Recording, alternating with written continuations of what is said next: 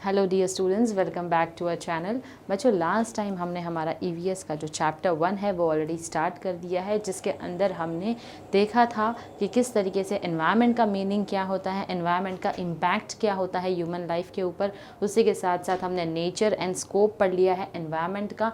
फिर हमने देखा कंपोनेंट्स ऑफ एनवायरनमेंट, जिसके अंदर नेचुरल एनवायरनमेंट है और जिसको हम फिजिकल एनवायरनमेंट भी बोलते हैं। उसी के साथ साथ हमने देखा कि उसके अंदर कैसे अबायोटिक एंड बायोटिक फैक्टर्स होते हैं। अब जो हम स्टार्ट करने वाले हैं बच्चों, हमारा बायोटिक फैक्टर्स भी कंप्लीट हो चुका है। आज हम स्टार्ट करने वाले हैं हमारा कल्चरल या फिर जिसको बोला जाता है मैन मेड एनवायरनमेंट। बच्चों, जैसे कि आपको मैंने बताया था कि हमने ऑलरेडी स्टार्ट कर दिया है जो प्रीवियस चैप्टर है। जब तक आप वो नहीं देखोगे, प्रीवियस पार्ट को नहीं देखोगे इस चैप्टर के, तब तक आपको समझ में नहीं आएगा। तो लिंक जो है हमारे डिस्क्रिप्शन बॉक्स में है बच्चों, आप जाकर एक बार चेक कर सकते हैं। तो आइए बच्चों, हम स्टार्ट करते हैं हमारा कल्चरल एनवायरनमेंट, जो कि ह्यूमन एनवायरनमेंट है। ह्यूमन यानी कि मैन मेड एनवायरनमेंट बोला जाता है जिसको। ओके, सोशियो कल्चरल एनवायरनमेंट सबसे पहला एनवायरनमेंट है हमारा, जो social and cultural various ethnic groups के बारे में बात करता है। तो socio cultural environment, a typical man made environment. बच्चों, ये मैन मेड एनवायरनमेंट है, क्यों? क्योंकि इसको हमने बनाया है, सोसाइटी को हमने फॉर्म किया है, हमने बनाया है। यहाँ पर बिल्डिंग्स हमने बनाए हैं, घर हमने बनाए हैं। ये तो नेचुरली अवेलेबल नहीं थे ना, रिसोर्सेज नेचुरली अवेलेबल थे, उनको यूज़ करके हमने बनाया है। तो हमने जो एनवायरनमेंट बनाया, हम उसको बोलते हैं man made environment. Now it develops as a consequence of human traits. अब ह्यूमन ट्रेट्स यानी कि ह्यूमन की कुछ क्वालिटीज़ के हिसाब से, जैसे कि हमने यूज़ किया है रिलीजन जो है वो फॉलो करते हैं हम, पॉलिटिकल सेटअप है, and ethnic character of the population. अलग अलग बिलीफ या फेथ्स जो लोग बिलोंग करते हैं, अलग अलग रेसेस को बिलोंग करते हैं, वो होते हैं हमारे ethnic character of the population. Economic and commercial utilization of resources is also related to religious practices. इसी के साथ साथ economic and commercial utilization of resources का मतलब होता है बिजनेसेस के लिए जो यूज़ किए गए हैं रिसोर्सेज, वो भी किससे रिलेटेड है? रिलीजियस प्रैक्टिसेस से रिलेटेड है। फॉर एग्जाम्पल यहाँ पर दिया है, Asian countries limited the development of marine and animal resources due to vegetarianism by local religious like Buddhism and Jainism. तो एशियन कंट्रीज ने अपने कंट्री में कमर्शियल यूटिलाइजेशन को थोड़ा सा कम कर दिया था। किसके लिए? मरीन के लिए, यानी कि जो समुद्र में जितने भी जीव हैं, जितने भी लिविंग बींग्स हैं उनके लिए, एंड एनिमल रिसोर्सेज किसके लिए?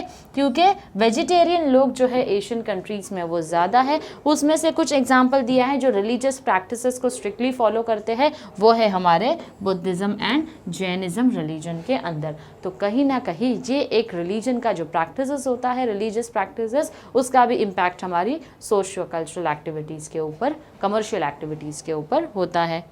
ये था हमारा सोशियो कल्चरल एनवायरनमेंट। अब इसी के साथ साथ हमको बोल रहा है, Hinduism believes in worshipping of animals which adversely affects the leather industry. Hinduism जो है ये रिलीजन का बिलीफ होता है, क्योंकि ये एनिमल्स को भी क्या करते हैं? प्रे करते हैं, वर्शिप करते हैं। तो कहीं ना कहीं लेदर इंडस्ट्री जो है, देखो बच्चों, अब एक रिलीजन बिलीफ की वजह से जो कमर्शलाइजेशन होता है वो भी क्या हो सकता है? अफेक्ट हो सकता है। तो क्योंकि लेदर इंडस्ट्री के ऊपर क्या होता है? बहुत बड़ा अफेक्ट होता है इस चीज़ का, क्योंकि एनिमल्स को भी क्या माना जाता है? बेसिकली उनकी भी वर्शिप होती है यहाँ पर।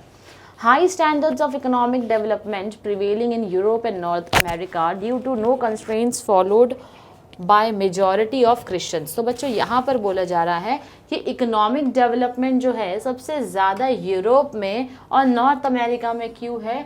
क्योंकि वहाँ पर मेजॉरिटी जो है वो किसकी है? क्रिश्चियंस की है, क्रिश्चियनिटी फॉलो होता है, जहाँ पर किसी तरीके की कोई चीज़ की मनाही नहीं है। फॉर एग्जांपल, जैसे यहाँ पर वर्शिपिंग ऑफ एनिमल्स है, लेदर इंडस्ट्री अफेक्ट होती है, क्योंकि आप किसी चीज़ को मानते हो, आपका कोई बिलीफ है, फेथ है, तो उसकी वजह से जो कमर्शियल एक्टिविटी है वो रुक रही है। लेकिन अगर हम बात करें हमारे अमेरिका की और यूरोपियन कंट्रीज़ की, तो वहाँ पर डेवलपमेंट क्यों ज़्यादा है? क्योंकि वहाँ पर रिलीजियस प्रैक्टिसेस इतनी फॉलो नहीं की जाती है, क्योंकि वहाँ पर जो रिलीजन क्रिश्चियंस हैं उनके अंदर किसी तरीके की कोई बाउंडेशंस ही नहीं है, कोई लिमिटेशंस ही नहीं है, कोई कॉन्स्ट्रेंट्स ही नहीं है। तो कहीं ना कहीं वहाँ पर कमर्शियल एक्टिविटीज़ नहीं रुकती है, नहीं रुकने की वजह से वहाँ पर कंट्री का डेवलपमेंट जो है वो बढ़ते जाता है। नेक्स्ट जो एनवायरनमेंट है बच्चों हमारा, वो है हमारा पॉलिटिकल एनवायरनमेंट। तो पॉलिटिकल एनवायरनमेंट जो है वो क्या कहता है हमको, it includes the types of ideological principles which generate different controls and production and consumption activities. अब अलग अलग पार्टीज़ होती है, अलग अलग पॉलिटिकल पार्टीज़ आती है, तो कहीं ना कहीं उनके आइडियल्स और उनके प्रिंसिपल्स जो है वो क्या होते हैं, चेंज होते हैं। तो कहीं ना कहीं हर एक पार्टी का अपना ही एक कंट्रोल होता है, किस पर, प्रोडक्शन और कंजम्पशन एक्टिविटी के ऊपर। The government setup can be either democratic, communist or a monarchy based on which it decides its own priorities of resources use and allocation। तो जो गवर्नमेंट आती है या तो वो डेमोक्रेटिक हो सकती है, to the people for the people by the people हो सकती है, या तो वो कम्युनिस्ट हो सकती है, ये हम जो बोलेंगे वही आप लोगों को मानना पड़ेगा, या मोनार्की बेस्ड हो सकती है, जो डिसाइड करेगी अपने खुद की प्रायोरिटीज़ के हिसाब से रिसोर्सेज का यूज़ और इनका एलोकेशन किस तरीके से हमारी कंट्री में होना चाहिए। जितनी भी अवेलेबिलिटी है रिसोर्सेज की, उनका यूज़, उनका एलोकेशन, उनको बांटना लोगों के अंदर, वो जो है वो गवर्नमेंट डिसाइड करेगी। तो ये कम्प्लीटली गवर्नमेंट के ऊपर है, इसलिए ये भी एक मैन मेड एनवायरनमेंट जो है वो बना हुआ है। नेक्स्ट आता है हमारा economic environment. Economic environment develops as a result of economic activities developed by man. तो इकोनॉमिक एनवायरनमेंट जो है वो कैसे बनता है, जब इकोनॉमिक एक्टिविटी फॉलो होती है जो कि मैन ने बनाया है। कौन सी इकोनॉमिक एक्टिविटीज़ हमने बनाया है, एक है हमारा farming, mining, grazing, fishing, manufacturing and trade. तो ये सारी एक्टिविटीज़ जो है वो मैन मेड एक्टिविटीज़ है जो कि इकोनॉमिक एक्टिविटीज़ का हिस्सा है। The utilization or exploitation of resources depends mainly upon two factors। दो important factor है जिसके ऊपर resources का use और उसका exploitation जो है वो based है। Availability of local resources, local resources यानी कि कोई resource locally available है या नहीं है, या मुझे बाहर से लाना पड़ेगा। दूसरा availability of technology to exploit resources. एक तो अवेलेबिलिटी ऑफ लोकल रिसोर्स और अवेलेबिलिटी ऑफ टेक्नोलॉजी, ताकि उन रिसोर्स को बनाने के लिए पहली चीज़ बच्चों लोकली रिसोर्सेज अवेलेबल है, दूसरी चीज़ हमको बोलता है टेक्नोलॉजी अवेलेबल है क्या उस रिसोर्स को बनाने के लिए। या तो ये रिसोर्स अवेलेबल है या तो इसको बनाने के लिए टेक्नोलॉजी अवेलेबल है। तो ये दो ही चीज़ें, ये दो ही फैक्टर बहुत ज़्यादा इम्पॉर्टेंट है। Geographical factors make distribution of natural resources highly uneven in character। तो geographical factors जो होते हैं जिसके तहत हमको पता चलता है natural resources का distribution किया जा सकता है, makes distribution of natural resources highly uneven in character। तो geographical factors की वजह से, क्योंकि कुछ factors, कुछ area ऐसा होगा जहाँ पर specifically वो naturally चीज़ें available है, resources available है, तो उसका distribution uneven होता है, यानी हमारी कंट्री में हम बहुत अच्छे से उसको एक्सप्लॉइट करते हैं। Deposits of petroleum in middle east. अब जैसे डिपॉजिट से मिडल ईस्ट में देखो बच्चों पेट्रोलियम जो है वो ज़्यादा क्वांटिटी में अवेलेबल है। यूएसए में कोल अवेलेबल है, UK, France, Germany and China. तो ये कंट्रीज़ हैं जहाँ पर पेट्रोलियम, कोल, इनकी अवेलेबिलिटीज़ जो है वो क्या है, ज़्यादा है। Plains in Europe and Asian countries are highly fertile and contribute to developed agriculture। अब प्लेन जो बच्चों मैंने आपको बताया था, एक डायग्राम था कुछ इस तरीके का, राइट। तो ये पहाड़ से होते हुए ये प्लेन्स की तरफ जो बढ़ता है, यहाँ पर आपका इसके बाद जो है आपका सी होता है, यहाँ पर जो होता है हमारा प्लेन्स होता है, यहाँ जो होता है हमारा प्लेटू होता है। तो बच्चों ये जो प्लेन वाला हिस्सा मैंने आपको बताया था लास्ट टाइम, यहाँ पर क्योंकि वो लैंड की जो मिट्टी है वो बहुत ही फर्टाइल है, तो वहाँ पर एग्रीकल्चर जो है वो ज़्यादा डेवलप्ड है। Plains in European Asian countries और यूरोप में जो वहाँ का लैंड है, जो ये एरिया है, ज़्यादा फर्टाइल है कहीं ना कहीं, इसीलिए उसका कंट्रीब्यूशन एग्रीकल्चर में ज़्यादा है। These are gifted countries as they are blessed with resources in large deposits। अब ये ऐसी कंट्रीज है जो जिसको गिफ्टेड बोला जाता है, क्यों? क्योंकि ऊपर वाले ने ही इनको गिफ्ट किया है। क्या गिफ्ट किया है? इन कंट्रीज़ की लैंड को, इन कंट्रीज़ के रिसोर्सेज को इस कंट्री को क्या दिया गया है? एज गिफ्ट दिया गया है, जिसकी वजह से क्या होता है, ये कंट्री में डेवलपमेंट और ज़्यादा अच्छे से हो रहा है, क्योंकि इनके पास लार्ज डिपॉजिट्स जो है वो अवेलेबल है।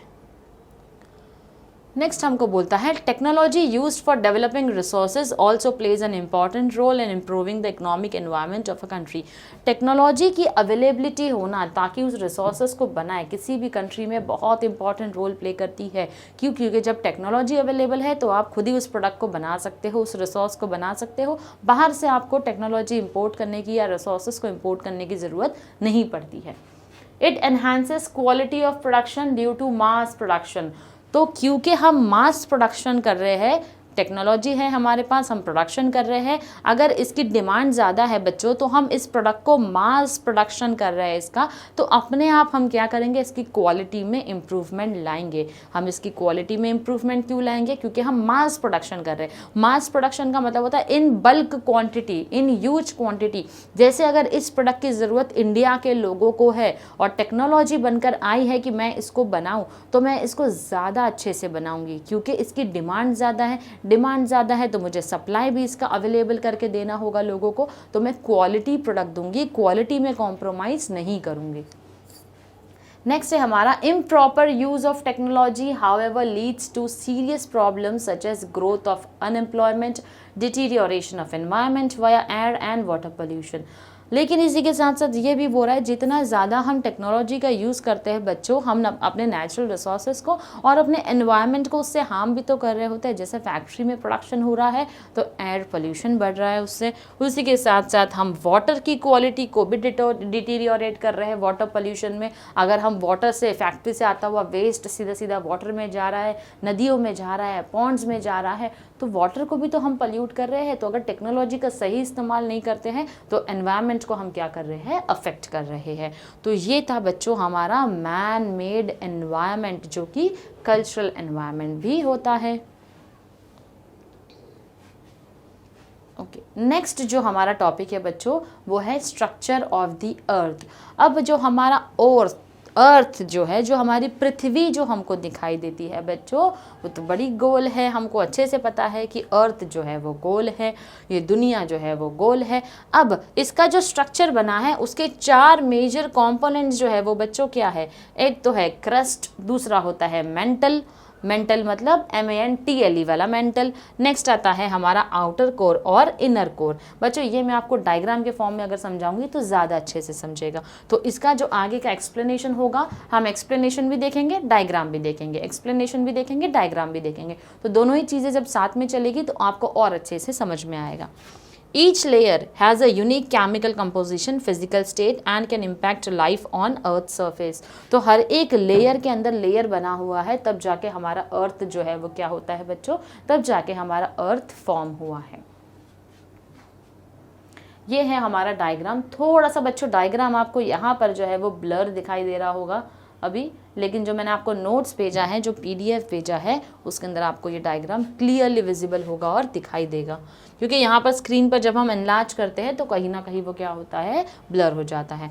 तो बच्चों ये जो हमारे अर्थ का डायग्राम आप देख रहे हो, तो ये वाला जो हिस्सा है बच्चों, ये वाला जो हिस्सा आप देख रहे हो, इसको हम बोलते हैं क्रस्ट, इसको हम बोलते हैं क्रस्ट। जो ये वाला हिस्सा देख रहे हो बच्चे, जो ऑरेंज पार्ट वाला है, इसको हम बोलते हैं मेंटल, MENTLE वाला मेंटल। अब ये जो हिस्सा हम देख रहे हैं बच्चों, ये वाला जो थोड़ा सा येलोइश है, ये है हमारा आउटर कोर। और ये जो हिस्सा हम देख रहे हैं सबसे अंदर वाला, ये है हमारा बच्चों इनर कोर। तो इस तरीके से एक एक लेयर में हमारा अर्थ जो बना है, सबसे अंदर वाला हिस्सा हमारा इनर कोर है, आउटर कोर है, मेंटल है और लास्ट में हमारा क्रस्ट है। तो ये सब एक एक लेयर है जिसको बनाकर हमारा अर्थ जो है वो फॉर्म हुआ है। आओ बच्चों आगे बढ़ते हैं नेक्स्ट डायग्राम की तरफ। ये भी एक डायग्राम है हमारा स्ट्रक्चर ऑफ द अर्थ का। अगर आप इस तरीके से इसको समझने की कोशिश करोगे तो जहाँ पर क्रस्ट दिया है हमारा स्ट्रक्चर ऑफ द अर्थ, जहाँ हमारे अलग अलग सब कॉन्टिनेंट्स हैं, फिर उसके साथ साथ हमारे ओशंस है जो अवेलेबल है, लिथोस्फीयर है, एस्थेनोस्फीयर है, लोअर मेंटल है। अब मेंटल के अंदर भी बच्चों लोअर मेंटल भी आता है हमारा, right. Mental consist mostly of ultramafic silicates, ये हमारा क्रस्ट है जिसकी थिकनेस है 3 से 5 माइल की, यानी कि 8 किलोमीटर्स तक। Under the oceans to as much as 25 miles. Under continents consist mostly of granitic and mafic silicates rock. तो बच्चों ये जो है सिर्फ डायग्राम आप एक बार देख लो तो आपको समझ में आ जाएगा किस तरीके से हमारा क्रस्ट है, मेंटल है, कोर है जिसके अंदर हमारा इनर कोर और आउटर कोर जो है वो आता है। तो इस तरीके से एक एक लेयर फॉर्म करके हमारा अर्थ जो है वो बच्चों बना है। अब हम बात करेंगे हमारे क्रस्ट की। जो सबसे ज़्यादा बाहर वाला हिस्सा है आउटर लेयर है बच्चों। अगर हम ये समझने की कोशिश करेंगे तो अर्थ का जो क्रस्ट है, जो आउटर लेयर है, it is a thin layer between 0 to 60 kilometre thick. एक थिन लेयर है लेकिन 0 to 60 किलोमीटर थिक रेंज में वो क्या होता है, हमारा क्रस्ट जो है वो होता है। Crust is the solid rock layer. Crust जो है वो क्या है, रॉक का लेयर जो है वो बना हुआ है, अपॉन विच वी लिव, जिसके ऊपर हम लोग जो है वो रहते हैं। There are 2 different types of crust, continental crust which carries land and oceanic crust which carries water. तो जिसके ऊपर हम रह रहे हैं बच्चों, जिस पृथ्वी पे हम रह रहे हैं, जो लैंड पर हम रह रहे हैं, वो क्या है हमारा, वो है हमारा क्रस्ट। तो क्रस्ट के भी 2 टाइप होते हैं।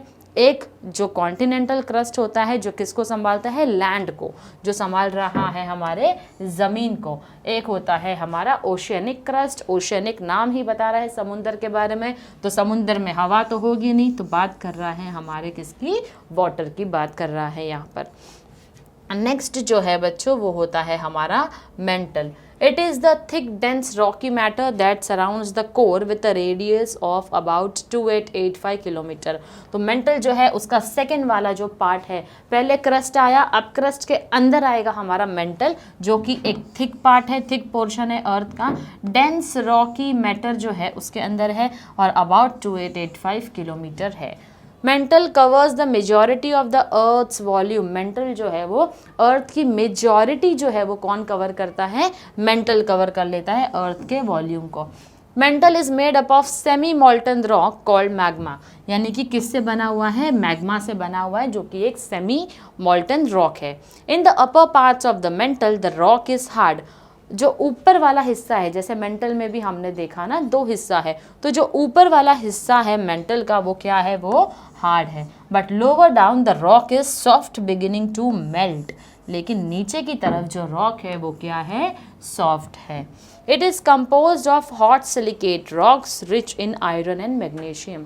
तो ये जो हिस्सा है उसका मेंटल वाला, उसके अंदर क्या है बच्चों, उसके अंदर हॉट सिलिकेट रॉक्स है। हॉट सिलिकेट रॉक्स है जो कि रिच है, यानी कि सबसे ज़्यादा क्वांटिटी में क्या अवेलेबल करके देता है हमको, आयरन एंड मैग्नीशियम अवेलेबल करके हमको देता है। तो मेंटल के अंदर हमको मिलता है आयरन एंड मैग्नीशियम।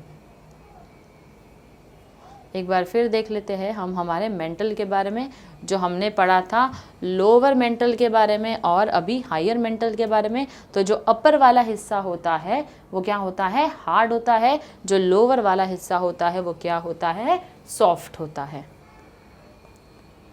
आते हैं हम हमारे कोर के ऊपर, जो हमारा आउटर कोर और हमारा इनर कोर है। Earth's core is divided into 2 different zones. एक हमने देखा एक आउटर कोर है और अंदर छोटू सा एक क्या है, हमारा इनर कोर है।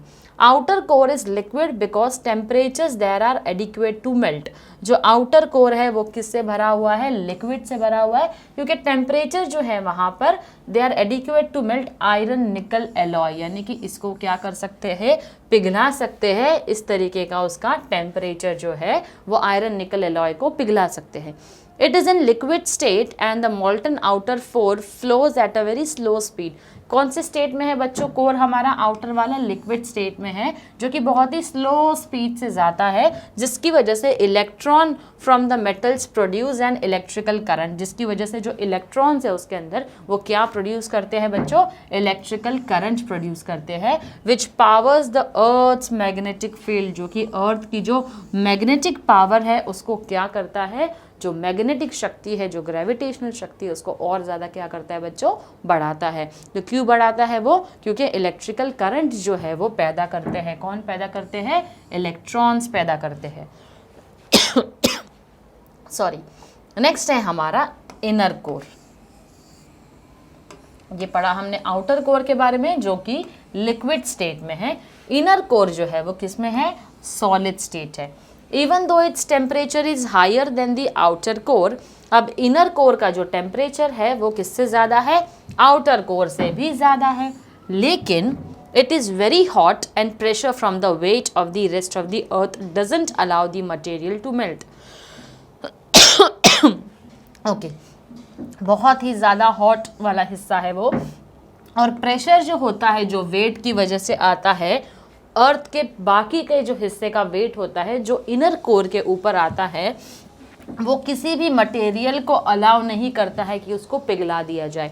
जैसे यहाँ पर टेम्परेचर हाई है, लिक्विड स्टेट में है, लेकिन आयरन निकल एलॉय को क्या कर सकता है बच्चों, वो पिघला सकता है। लेकिन अगर हम बात करें हमारे इनर कोर की, तो ज़्यादा हीट होती है इसके अंदर, बावजूद पूरे अर्थ का जो है जिम्मा इसने लिया है, सब पूरा प्रेशर इसके ऊपर आता है, फिर भी ये किसी मटेरियल को पिघलाता नहीं है। Irons normal temperature melting is 1535 C, ये आयरन का टेम्परेचर है जिसके ऊपर आयरन जो है वो क्या होता है, मेल्ट होता है। But on the earth's inner core it could stand 4000 C without melting, लेकिन बच्चों अगर वो अर्थ के इनर कोर का हिस्सा है तो इनर कोर के अंदर क्या हो सकता है, अगर 4000 C डिग्री पर भी रहा तब भी वो मेल्ट नहीं होगा। आई एम रिपीटिंग, आयरन का जो नॉर्मल टेम्परेचर जिसके ऊपर उसको मेल्ट किया जा सकता है वो है 1535 C, 1535 सेल्सियस पे आयरन को पिघलाया जा सकता है। लेकिन अगर वो इनर कोर में है तो इनर कोर में 4000 सेल्सियस पे भी वो नहीं पिघलने वाला है बच्चों। ये है हमारा आउटर कोर और इनर कोर, जो हमने अभी अभी इस डायग्राम के अंदर भी हमने क्या किया है, देखा है, हमारा इनर कोर और हमारा आउटर कोर। तो यहाँ पर जो है बच्चों हमारा आज का लेक्चर ख़त्म होता है, जिसके अंदर हमने देखा है अर्थ के स्ट्रक्चर के बारे में कि किस तरीके से उसका जो स्ट्रक्चर है वो किसके ऊपर बेस्ड है।